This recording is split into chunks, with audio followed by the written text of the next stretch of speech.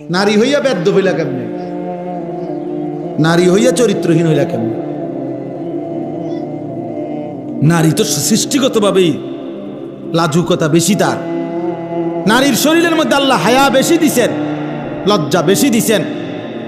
সেই নারী যখন লজ্জা ভেঙে ফেলে, ওই মেয়ে যখন অসভ্য হয়, তো এটা একেবারে ফসা দুর্গন্ধ, লাশের চাইতে বেশি দুর্গন্ধ চড়া। হ্যাঁ, কারণ আল্লাহ তাআলা তো পুরুষের চাইতে বেশি হায়া, লজ্জা, শালীনতা নারীর মধ্যে বেশি দিছিলেন। কিন্তু সে যখন ওইটাও ডিঙ্গে এলাইছে, আমরা বুঝেন না কেমন অসভ্য। এই জন্য জানিয়াতু, এই জন্য কোন ছেলে মেয়ে যদি জিনা করে, নারী পুরুষ যদি জিনা করে, ব্যভিচার করে, আল্লাহ যে শাস্তিটা বলছে কোরআনে, এক্ষেত্রে নারীর কথা আগে বলছে। চুরির ক্ষেত্রে পুরুষের কথা আগে বলছে। আস-সারিকু ওয়াস-সারিকাতু, পুরুষ চোর, মহিলা চোর। আর আজ-জানিয়াতু ওয়াজ-জানি, মহিলা ব্যভিচারিণী এবং পুরুষ ব্যভিচারী। মহিলার নাম এখানে আগে বলছে যে ব্যভিচার যদিও করছে দুইটা মিল্লা, অসভ্যতা, কিন্তু এই ক্ষেত্রে ওই মেয়েটা, নারীটা বেশি অসভ্য, ও বেশি চরিত্রহীন। কারণ আল্লাহ তাআলা পুরুষের চাইতে বেশি হায়া, লজ্জা, শালীনতা তারে দিছিল বেশি। সে ওটা ভেঙে গেছে।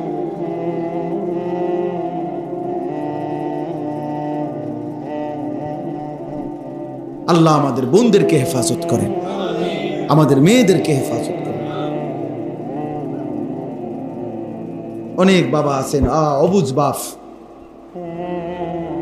নিজের আদরের মেয়েটাকে কিছু বখাটে রাস্তার কিছু নষ্ট দুশ্চরিত্র ছেলের জন্য মেয়ের এই বেপর্দা জিন্দেগি মেনে নিচ্ছে। অপদার্থ বাপ বুঝে তার মেয়েটারে যে রাস্তায় যারা দেখবে তাকাইয়া, ওইগুলা হলো চরিত্রহীন লম্পট কিছু মানুষ। এরপরেও সে মেনে নিচ্ছে, যা ঠিক আছে, আমার জি যাও, কেমনে চলো। বেগায়রত পুরুষ, আত্মসম্মান, আত্মমর্যাদাহীন পুরুষ,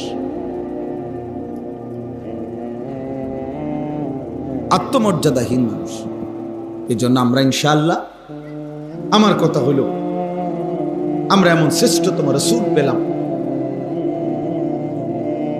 আমাদের জীবনে এটাই সবক। এই রবিউল আউয়াল মাস আসতেছে, রবিউল আউয়াল হোক আর রবিউল সানি হোক, মুহররম হোক আর সফর হোক, কেউ গালি দেখ আর মন্দ দেখ, যাই বলুক, খোদার 12 মাস আমরা এক কথাই বলে যাই যে আমরা রাসূলুল্লাহ সাল্লাল্লাহু আলাইহি ওয়াসাল্লামের অনুসরণ চাই।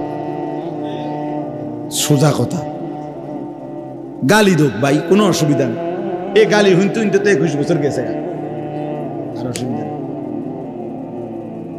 ওয়াহাবি বলুক, ওয়াহাবির আব্বা বলুক, ওয়াহাবির দাদা বলুক, চাচা বলুক, জ্যাঠা বলুক, সমস্যা নাই।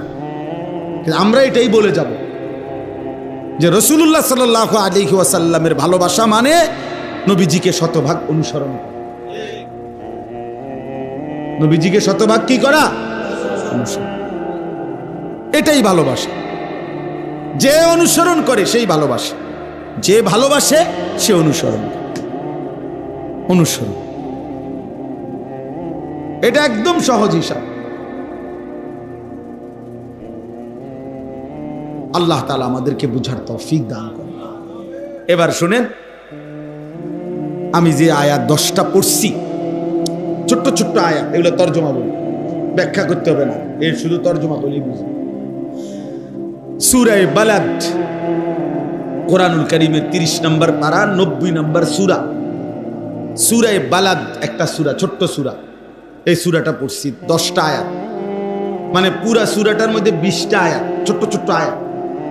এর অর্ধেক আমি পড়ছি, 10 আয়াত বরাবর। আল্লাহ তাআলা বলতেছেন, লা উকসিমু বিহাদাল বালাদ।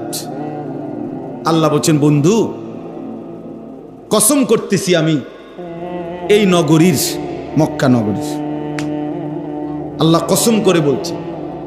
একটা কথা সামনে বলবে, ওইটা বলার জন্য কসম করছে। কসম করছে কিসের? মক্কা নগরী। কিসের? আবার বলে লা উকসিমু বিহাদাল বালাদ, আমি কসম করছি বন্ধু এই মক্কা নগরী। তাফসীরের মধ্যে আছে আল্লাহ যখন কোনো বস্তুর কসম করে নিশ্চয়ই ওই বস্তুর মধ্যে কোনো বিশেষত্ব আছে, এজন্য রব্বুল আলামিন ওই বস্তুর কসম করছে। তো এখন যদি আল্লাহকে আমরা প্রশ্ন করি, আল্লাহ মক্কা নগরীর কসম, বা নবীজিই বলল, মনে করেন যে মাওলা আপনি মক্কা নগরীর কসম করলেন কেন, কি বিশেষত্ব আছে এখানে? আল্লাহ বলে জানেন না বন্ধু? বাহ! মালিক বলে আনতা হিল্লুম বিহাদাল বালাদ, আপনি যেই শহরে থাকেন, ওয়া আনতা হিল্লুম বিহাদাল বালাদ, আপনি বন্ধু এই শহরে থাকেন বলে, আপনি বন্ধু এই শহরে জন্ম নিয়েছেন, এই অলিতে, এই গলিতে, এই মাটিতে, এই বাতাসে। আপনি বন্ধু শৈশবকাল, কৈশোরকাল, যৌবনকাল, 63 বছর হায়াতের 53 বছর আপনি এই মক্কার অলিতে গলিতে ভালো চলেছেন, ঘুরেছেন। যে মাটিতে বন্ধু আপনার কদম, যে মাটির অলিতে গলিতে আপনার হাঁটা চলা, যেই বাতাসে আপনার ঘ্রাণ লাগে, আমি রব্বুল আলামিন সেই নগরীর প্রতিটা গলিকে গলিকে ভালোবাসি। আমি পুরা শহর ভালোবাসি, আমি পুরা জনপদ ভালোবাসি, আমি পুরা মহল্লা মাওলা বলেন বন্ধু আমি ভালোবাসি। আপনি যে আছেন, আপনার শিশু, আপনার কৈশোর, আপনার যৌবন, আপনার হায়াতের পুরা অংশই তো বলা চলে এখানেই কাটছে। ওয়া আনতা হিল্লুম বিহাদাল বালাদ, আপনি এই শহরে আছেন বলে, বন্ধু থাকেন বলে, আমি আল্লাহ এই শহরের কসম করলাম। কুরআনুল কারীমের মধ্যে আছে আল্লাহ তাআলা নবী সাল্লাল্লাহু আলাইহি ওয়াসাল্লামের একটা একটা অঙ্গের নাম ধরে ধরে আল্লাহ উল্লেখ করেছেন। আলাম নাশরাহ লাকা সাদরাক, এই যে সাদরাক আপনার বুক, নবীজিকে বলছে আল্লাযী আনকাদা যাহরাক, আপনার পিঠ। কাদ নারা তাকাল্লুবা ওয়াজহিক, ওয়াজহিকা মানে আপনার চেহারা, আপনার চেহারা। লা তামুদ্দান্না আইনাইকা ইলা মা মাত্তানা বিহি, আল্লাহ বলছে বন্ধু আপনার দুই চোখ তুলে ওইদিকে তাকাবেন না, দুই চোখ। আইনাইকা, সুবহান। লা আমরুকা ইন্নাহুম লাফি সাকরাতিহিম ইয়ামাহুন, লা আমরুকা আপনার পুরা হায়াতের কসম, আপনার 63 বছর জিন্দেগির পুরা কসম খাইলাম আমি আল্লাহ। আপনার চোখও আমার প্রিয়, আপনার পিঠও আমার প্রিয়, আপনার কলিজাও আমার প্রিয়। সুবহানাল্লাহ। একটা একটা চলন আপনার, একটা একটা উঠা বসা আপনার, আমি সব কিছুর সার্টিফিকেট দিচ্ছি। মা গাল্লা সাহিবুকুম ওয়া মা গাওয়া, মা যাগাল বাসারু ওয়া মা তাগা, মা কাযাবাল ফুআদু ওয়া মা রাআ। একটা একটা শরীরের, আপনার চোখ ভুল দেখে নাই, আপনার অন্তর ভুল ভাবে নাই, আপনি একবারের জন্য 63 বছরে কখনো পথ হারা হন নাই, কোনোদিনও আপনি ভুল পথে চলেন নাই। আল্লাহ বলেন আপনার জিন্দেগির সেকেন্ড সেকেন্ড আমি সার্টিফিকেট দিলাম।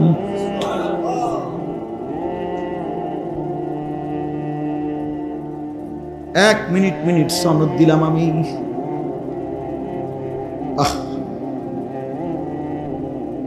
এজন্য বাপ কি পরিমাণ ভালোবাসতেন নবীজিকে, কি পরিমাণ ভালোবাসতেন, একটা একটা অঙ্গের নাম ধরে ধরে বলছে। পুরা জিন্দেগির প্রত্যেকটা কর্মকাণ্ডের সার্টিফিকেট আল্লাহ দিছে। মা ইয়ানতিকু আনিল হাওয়া, বন্ধু আমার নিজের কোনো কথা বলে না, যা বলে আমি যা বলে দেই তাই কেবল বলে। ইন হুয়া ইল্লা ওয়াহয়ুন ইউহা, আল্লাহ সার্টিফিকেট দিছে আমার বন্ধু নিজের কথা বলে না, আমার কথা বলে, আমার কথা বলে। লা তুহাররিক বিহি লিসানাক, এই যে লিসানাক আপনার জিহ্বা, নবীজি কি বলছে আপনার জিহ্বা নাড়াবেন না, আপনি শুধু শুনবেন জিব্রাই থেকে। অনেক এরকম খুঁজলে আরো অনেক আছে। লাআল্লাকা বাখিউন নাফসাক আল্লা ইয়াকুনু মুমিনিন, আপনার নফস, আপনার বুক, আপনার পিঠ, আপনার চোখ, আপনার চেহারা, এভাবে বলছেন আপনার জিহ্বা, আপনার হায়াত। তাইলে চলেন কদর করেন। আল্লাহ তাআলা বলছে আনতা হিল্লুম বিহাদাল বালাদ, আপনি আছেন বলে আমি কসম করলাম।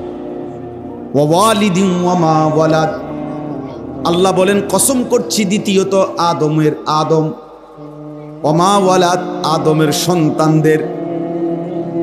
এই তিনটা কসম, মক্কা নগরীর কসম করছি, আদম আলাইহিস সালামের কসম করছি, আদমের সন্তানদের কসম করছি। উনি আদমের কসম। এটার অর্থ এমনটা যেন ওমা ওয়ালাদের অর্থ চিন্তা করলে আল্লাহ যেন বলে বান্দা তোর কসম দিয়ে তোরে বলি,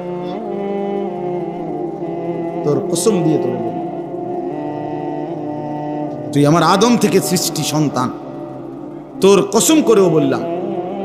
কিয়ামত পর্যন্ত বনি আদমের কসম করে আমি আল্লাহ বললাম লাকাদ খালাকনাল ইনসানা ফি কাবাদ, একটার পর একটা কষ্ট, একটার পর একটা কষ্টের ধাপ অতিক্রম করে আমি আল্লাহ তুই মানুষকে সৃষ্টি করেছি। লাকাদ খালাকনাল ইনসানা ফি কাবাদ, আমি আল্লাহ মানুষকে বানিয়েছি কষ্টের একাধিক ধাপ অতিক্রম করে, একটার পর একটা। কেন বললেন? মায়ের রেহেমের মধ্যে আবার দীর্ঘ 9 মাস, একদিন 2 দিন না, একটানা 9 মাস আমি রব্বুল আলামিন এক ফোঁটা হতো না, এক ফোঁটারও তো 1000 ভাগের 1 ভাগ হবে না, এই 1 জাররা ফোঁটার মধ্যে আমি আল্লাহ এমন সুন্দর চোখ, নাক, কান একটা একটা করে লাগাইছি। এই পৃথিবীর কোনো মানুষকে বলো না পুকুরের 1 ফোঁটা পানি থেকে, কলের 1 ফোঁটা পানি, 1 ফোঁটা পানির উপরে সে একটা মূর্তি বানাক, সে একটা শরীর বানাক, কেমনে পারবে? আমি রব্বুল আলামিন তো 1 ফোঁটা পানির উপরে এত সুন্দর একটা স্বাস্থ্য শরীর, চোখ, নাক, কান একটা একটা করে আমি বানাইছি। রব্বুল আলামিন বলে নিজের হাতে বানালাম, নিজের হাতে শরীরের অঙ্গগুলো একটার সাথে একটা মিলাইয়া সাজায়া দিলাম, সব কিছু আমি করে সুম্মাস সাবিলা ইয়াসসারা, মায়ের পেট থেকে নির্দিষ্ট পথে আমি আল্লাহ বের করে নিয়ে আসলাম। এরপরে আমি রব্বুল আলামিন দাঁতবিহীন এই মুখে মায়ের বুকের স্তনে দুধ দিয়ে 2টা বছর আমি আল্লাহ তোমাকে দুধ পান করাইবার মতো এই ইন্তজাম করে দিলাম। 2 বছর পরে এই ছোট্ট শরীরের মধ্যে আমি আল্লাহ সামান্যটুকু অল্প অল্প খাবারের মাধ্যমে, এই তামাম পৃথিবীর মাধ্যমে আমি আল্লাহ তো তোমাকে লালন পালন করতে করতে করতে আজ যখন 16 বছর বয়সে নিয়ে আসলাম, আজ বুঝি বান্দা আমারে চিনো না। এই কথাটা বলা, সেদিনের সেই পিচ্চি বাচ্চা, সেদিনের সেই দুধের বাচ্চা আজকে যখন 16 বছর হয়ে গেল, আজকে যখন 18 বছর হইল, এখন যখন শরীর স্বাস্থ্য সব মজবুত হয়ে গেছে, এবার বুঝি আর রব চেনো না। আয় নাফরমান, কেমন নাফরমান, এখন আর মালিক চেনে না, এখন সারা দিনে আর 1 ওয়াক্ত সেজদা, একটা নামাজের সেজদা দেয় না ওই মালিক, এখন আর মালিক চেনে, এখন আর মালিক চেনে। আমি ওই দিনও মহিউদ্দিন ভাই, এই কালকের আগের দিন 6 মাসের একটা বাচ্চা আমার কোলে দিছে, দোয়া করে দিতাম, সুন্দর ফুটফুটে বাচ্চা, অনেকক্ষণ তাকাইয়াছিলাম বাচ্চাটার দিকে, হায় হায় কি পিচি পিচি আঙ্গুল, পিচি পিচি হাত, মানে কেমন যে লাগছে এটা যে, আহা, এমনও বুঝ বাচ্চা যে কোনোভাবেই একটা সেকেন্ডের অসতর্কতা, মা বাবার 1 মিনিটের অসতর্কতায় এই বাচ্চাটা কি হয়ে যাবে, শেষ হয়ে যাবে। রব্বুল আলামিন বলে আমি আল্লাহ তাআলা 24 ঘন্টা লাহু মুআক্কিবাতুম মিন বাইনি ইয়াদাইহি ওয়া মিন খালফি ইয়াহফাজুনাহু মিন আমরিল্লাহ। কোরআন শরীফে আছে, আল্লাহ বলছে বান্দা তোমার চারদিকে চতুর্দিকে সামনে পিছনে 24 ঘন্টা আমি আমার ফেরেশতা রেখেছি, আমার হুকুমে আমার ফেরেশতারা তোমার হেফাজত করেছে। লাহু মুআক্কিবাতুম মিন বাইনি ইয়াদাইহি ওয়া মিন খালফিহি ইয়াহফাজুনাহু মিন আমরিল্লাহ। আমার হুকুমে হেফাজত করছে তোমার। সারা রাত মা তো কোন ফাঁকে হয়তো ঘুমায় গেছে, এমন অবুঝ বাচ্চা যদি খাটের থেকে পড়ে যেত,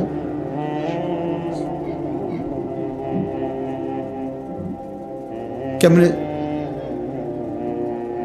সেই তুমি আজ 16 বছরে আমারে ভুলে গেলা, একটা সেজদা দিতে মন চাইলো না, এতগুলো মাইক দিয়ে আজান হয়, কোনোটাই তুমি পাত্তা দাও না, চারিদিকে এভাবে আজান হয়, তোমার কাছে এটা কিছুই মনে হয় না যে কে ডাক দিল? আমার চাইতে বড় ডাক দেনেওয়ালা কে আছে রে বান্দা? আমার আহ্বানের চাইতে বড় আহ্বান কার হতে পারে? কোন সে বন্ধু? কে তোমার সেই বন্ধু? আমি আল্লাহকে বাদ দিয়ে তুমি তার ডাকে সাড়া দিলে। মা গাররাক,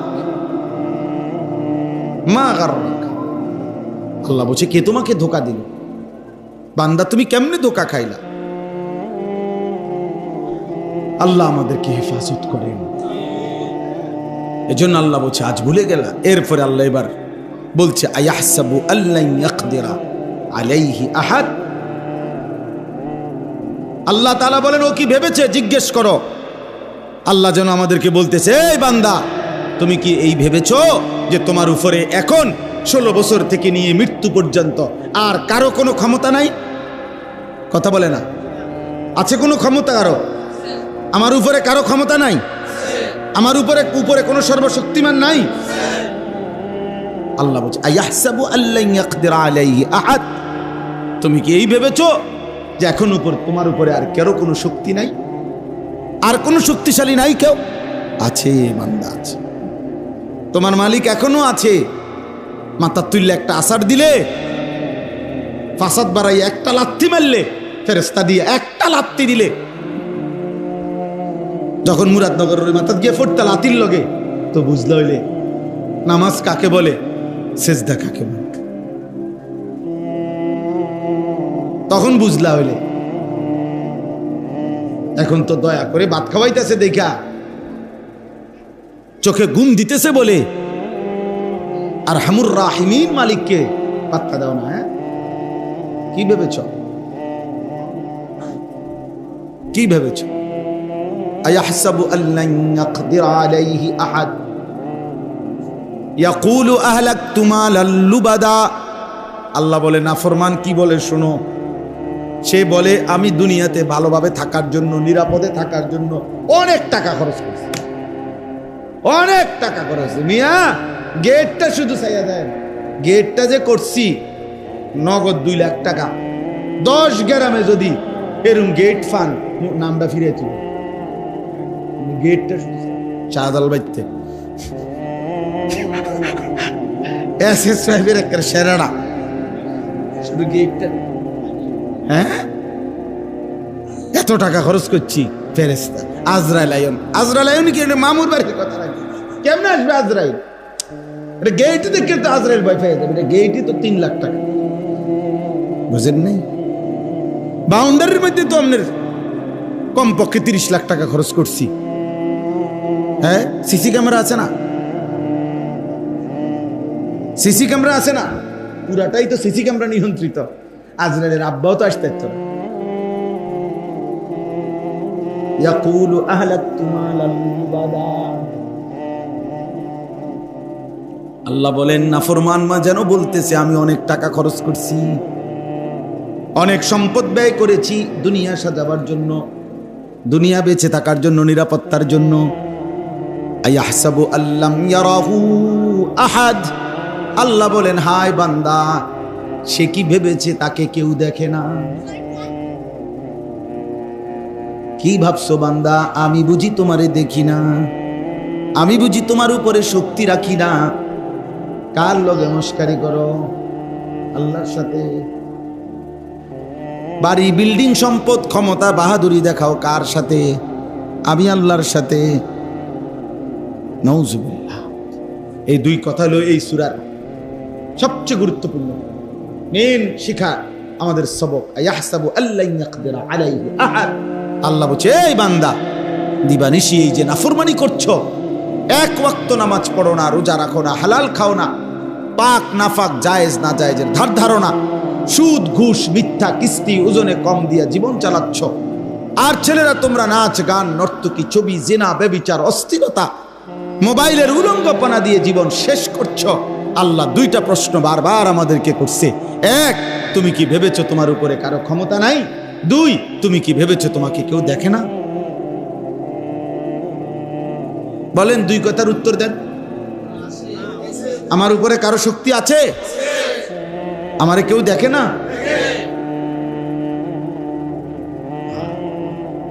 আল্লাহ বলবেন হাসরের ময়দানে যখন জাহান্নামের ঘোষণা হবে, আর একটা চিৎকার মারবে, আমল নামাটা যখন বাম হাতে আসবে, একটা চিৎকার মারবে, চিৎকার দিবে, তখন আল্লাহ তাআলা তখন বলবে, আলাম নাজআল লাহু আইনাইন, আমি কি তোমাকে দুইটা চোখ দেই নাই?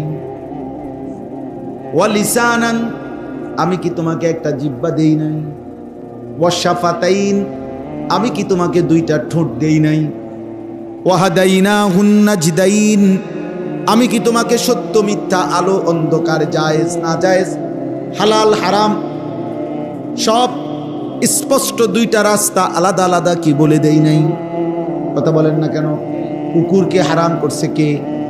ছাগলকে হালাল করছে কে? ব্যবসাকে হালাল করেছে কে? সুদকে হারাম করেছে কে? আপন স্ত্রীকে হালাল করেছে কে? ভিন নারীকে হারাম করেছে কে? আল্লাহ বলছে, আমি কি করিনি? ওয়াহাদাইনাহুন নাজদাইন, আমি তো চলার দুইটা পথ ভিন্ন ভিন্ন বলে দিয়েছি, এটা জায়েজ এটা না জায়েজ, এটা হালাল এটা হারাম, এটা করো এটা ছাড়ো, বলে নাই? তা আমি চোখ দিলাম, জবান দিলাম, ঠোঁট দিলাম। উদাহরণ হইল দুইটা তিনটা অঙ্গের নাম বলছে, উদ্দেশ্য পুরা শরীর। এমন সুন্দর বডি দিলাম, চলার পথ বলে দিলাম, পথ হারাইলা কেন? বুঝেন নাই কথা? জাহান্নামী কেন হইলা না ফরমান? চিল্লাও কেন? চিৎকার দিলা কেন? বলো কি কারণে? কি কারণ? আল্লাহ নামাজ দে 5 ওয়াক্ত, এই কথা আজ হাসরের মাঠে এই প্রথম শুনলাম। এটা বলতে পারবে নি কেউ? কথা বোঝেন না আপনি? সুদ যে হারাম, আল্লাহ বিশ্বাস করেন, খোদার কসম মাওলা, কবরে আসছি আর আমার একজন ফেরেশতা আলগায় উনি কইয়া গেছে, শুধু নাইলে একটা হুজুর, এই ডাকাইতা হুজুররা কোনোদিন আমার এটা বলে নাই। এমন কথা বলতে পারবে কেউ? আল্লাহ বলছেন, আমি চোখ দিয়েছি, জবান দিয়েছি, ঠোঁট দিয়েছি, চলার রাস্তা বলে দিয়েছি। কেন পথ হারাইলা? কেন জাহান্নামী হইলা? এই শেষ কথা, এই 10 আয়াতের তর্জমা শেষ। তাইলে কি বক্তব্য হইল? এতক্ষণ লম্বা বয়ান করার কোনো ইচ্ছা ছিল না, কিন্তু আপনারা যারা আমরা বসছি মহব্বতের সাথে বসছি, আলহামদুলিল্লাহ। এত কথা নইলে বলার ইচ্ছেও ছিল। আল্লাহ আমাদেরকে কবুল করে নেন।